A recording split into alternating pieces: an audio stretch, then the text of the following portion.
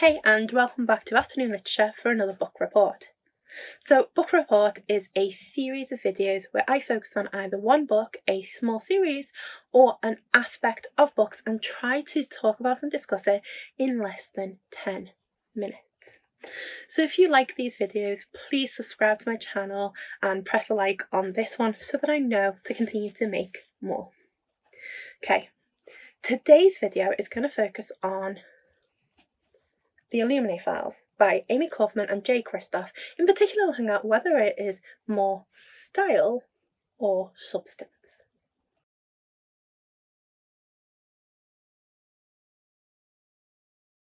So the Illuminae Files are 3 novels that are science fiction based novels, and they are written in a style where it's like a dossier. So you have images, books from Wikipedia pages, you have interviews between people, chat logs, transcripts of conversations. There are pages that are copied from diaries, things where you see posters, you get the odd page like this, for example, or ones that may be all images and things like that.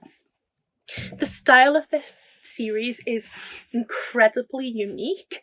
I have seen elements of it before and hated it in the past, but the way this series tries to do it is to tie it together like you are genuinely being handed a case file here, and you've kind of got to put together what has happened a little bit for yourself. I'm comparing it to another big novel that I know some people have read, which is House of Leaves by Mark D. Danielowski, I think is how you say it. And I personally cannot read House of Leaves at all. House of Leaves is another one where it's a kind of compiled novel that is all like a dossier, and you're flipping pages, turning them upside down, reading things on the side and so on, and it just wasn't fun. That was really daunting when it came to this series. Now, this series is beloved. It's very hyped on BookTube. People seem to really adore it. But it had 2 things going for it that I didn't like. One is that it had that style, and 2 is that it was science fiction, and that is not my favourite genre. So to kind of approach these, I was really dubious. I went into it knowing there was a high possibility that I wouldn't like it, which is why I only bought the first novel at the time. And what I've discovered over reading this is that I adore this series. And what I can genuinely say at this point is that it is definitely not style over substance. Instead, this has an amazing amount of substance, and the style actually adds to it and makes it better. So to give you a vague overview of it, because I'm not going to go into spoilers here, we start book 1 with the attack on the Carenza 4 colony, and we follow some survivors from that attack and see how they react to it, what happens to them afterwards, and whether or not they survive in the end. The main protagonists in this one are Ezra Mason and Katie Grant, and they are fantastic. Katie is a kick-ass young woman with pink hair who I love. Ezra is a serious young man who adores her, but who is incredibly brave himself. It is quite juvenile. The chat logs are very young, very funny. They are filled with slang and words like chum and instances where people are drawing pictures using text and so on. But they are vitally important. We get the idea from this that there is an overarching story which is massively important to this. We start and we're actually introduced to the idea that this is a court case, so we know that this attack has been so huge that it has resonated years later, leading back to people looking at the evidence of what happened in this atrocity.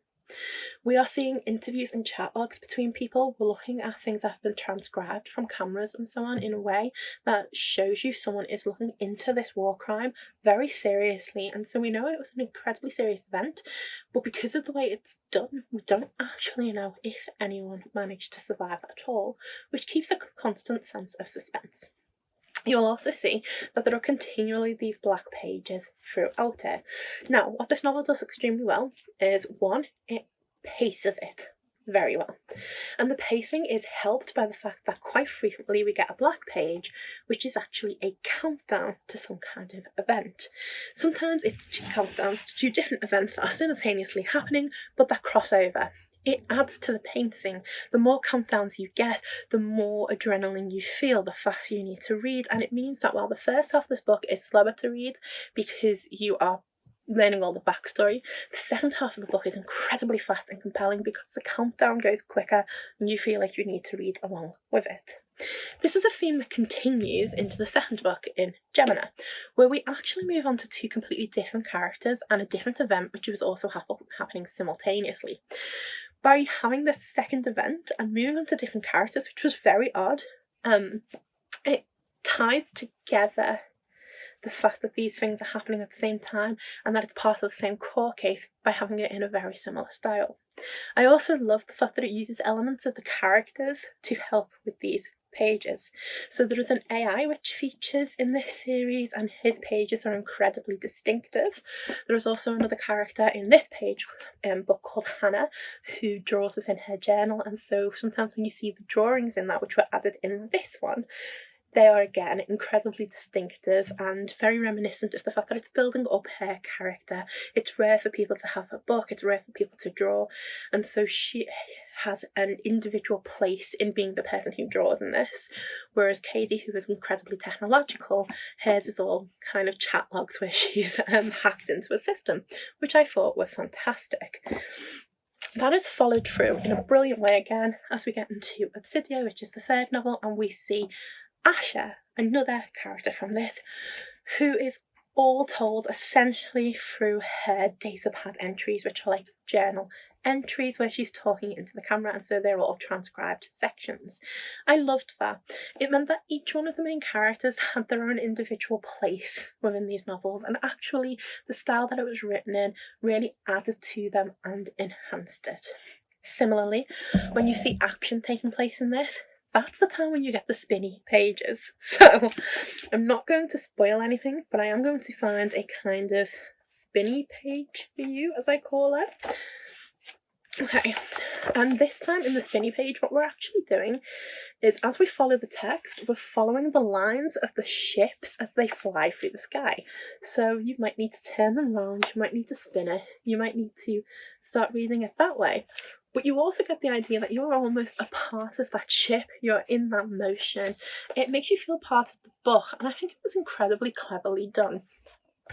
It could have been just a gimmick, but I think Amy Kaufman and Kristoff managed to stay on the line with this is substance and not just style. So, what is my verdict overall of this series, considering that there was two things I hated that featured in it? Firstly, the fact that I really didn't like books, which meant I had to flip them around, turn them over and read them in incredibly odd ways. And secondly, that I don't really like sci-fi. I love this series. Each of these books were 5-star in their own individual way. It was fantastic. So, they are sci-fi, but there are elements of dystopia in there and there are elements of horror. If you like anything to do with conspiracy theories, you will be compelled. If you just want to find a fantastic romp that is about these young people fighting back in the toughest circumstances, then they're brilliant. But they're also very emotional, very hard-hitting. There's a lot in there about war crimes and atrocities as well. And there's definitely a lot of brutality in this. It's not massively overly graphic, but especially in Obsidio, it's very hard to take and extremely touching. I cried quite a few times while reading this, and it's definitely the hardest of the 3 novels, so just be aware of that going in there. I would recommend that you should definitely give this a go. I've seen some people reading it via audio and then along with the book, but what I can say is, having read through these books, audio is not the way to take these. Now, it might enhance it, so I would be happy to do a reread with audio along with the book, but you must do it along with the book because the style in this massively enhances the substance. It's definitely worthwhile. Thank you for listening to me, and I'll see you for another book report soon.